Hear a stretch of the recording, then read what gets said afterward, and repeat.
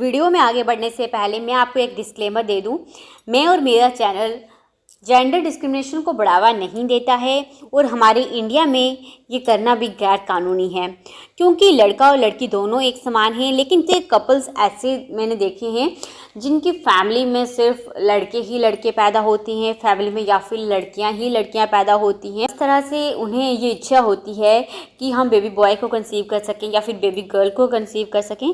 तो 1960 में एक मेथड जिसका नाम है सेटल मेथड जो दिया था डॉक्टर लैंडरम ने कि किस दिन और कौन सी पोजीशन में रिलेशन बनाएं जिससे आपको लड़का या फिर लड़की यानी मनचाही संतान की प्राप्ति हो सकती है। और ये मेथड उन्होंने बताया था कि ये 75% से 85% जो है वर्क करता है। किस समय और कौन सी पोजीशन ये पता होना ज़रूरी है। तो चलिए जानते हैं डिटेल में, लेकिन उससे पहले अगर आप इस चैनल पर पहली बार हैं तो चैनल को सब्सक्राइब कर दें और वीडियो अगर आपको थोड़ा सा भी हेल्पफुल लगता है तो प्लीज़ वीडियो को लाइक और शेयर भी ज़रूर करें। तो फ्रेंड्स देखिए, जब कोई कपल रिलेशन मेंटेन करते हैं तो मेल पार्टनर के सेल जिसमें एक्स और वाई स्पर्म होते हैं, वाई स्पर्म बहुत फास्ट होता है एक्स के मुकाबले, एक्स स्लो रहता है।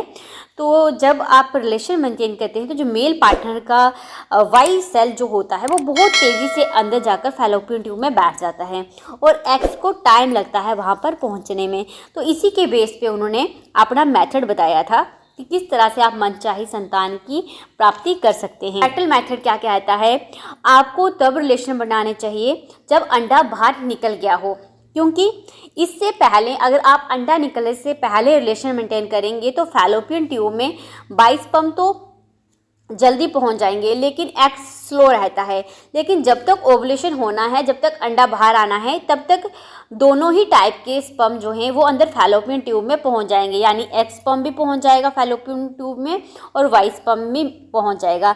ऐसे में जो आपको लड़का या फिर लड़की कुछ भी होने के चांसेस होते हैं और ज़्यादा लड़की होने के चांसेस होते हैं जब एक्स स्पर्म अंदर पहुंच जाता है, क्योंकि उस समय पर जो है सर्विकल म्यूकस भी थोड़ा लो होता है।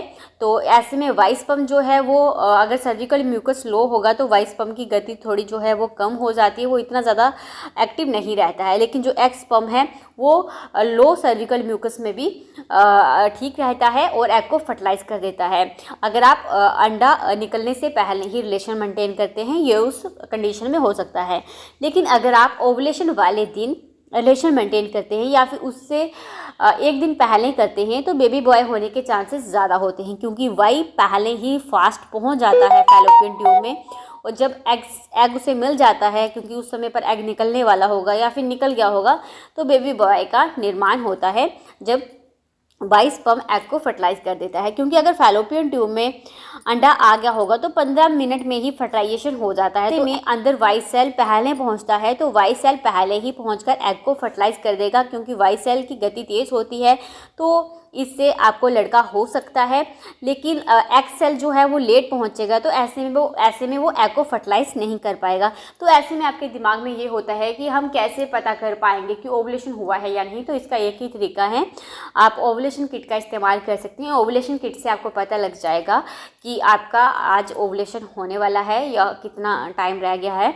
जब उस पर 2 लाइन आएंगी तो आपको दिख जाएगा कि आपका ओवुलेशन आज होना है या फिर हो चुका है। या फिर आप सर्विकल म्यूकस से भी कंफर्म कर सकते हैं, या फिर आपको मिड डेज में, जैसे अगर आप 30 दिन की पीरियड साइकिल है आप तो 15th डे पे आपका ओवुलेशन होता है, तो आप ऐसे भी देख सकते हैं। क्योंकि ओवुलेशन के टाइम अगर आप रिलेशन मेंटेन करते हैं एग्जैक्ट उसी दिन तो बेबी बॉय होने के चांसेस ज़्यादा होते हैं। सेटल विधि के अनुसार लड़का पैदा करने के लिए ओवुलेशन से 4 से 5 दिन पहले रिलेशन मेंटेन नहीं करने चाहिए। ओवुलेशन के दिन या फिर एक दिन पहले ही रिलेशन रख सकते हैं। इसके पीछे का कारण है कि ओवुलेशन के समय आपके सर्विक्स में अधिक सर्विकल म्यूकस पैदा होगा जो आपके प्राइवेट पार्ट में सर्विक्स की एसिडिटी को कम करेगा और पुरुष के शुक्राणु लंबे समय तक जीवित रहने में सक्षम होंगे और अंडे के फर्टिलाइजेशन की बेहतर संभावना होगी, क्योंकि जो वाई स्पर्म है वो अंदर काफ़ी लंबे समय तक जीवित रहता है, खास करके ओवुलेशन के टाइम पे, क्योंकि सर्विकल म्यूकस जो है वो एसिडिटी को सर्विक्स में कम करता है। तो ऐसे में जो वाई स्पर्म है वो ज़्यादा दिन तक वहाँ पर जीवित रहता है और एग को फर्टिलाइज कर देता है।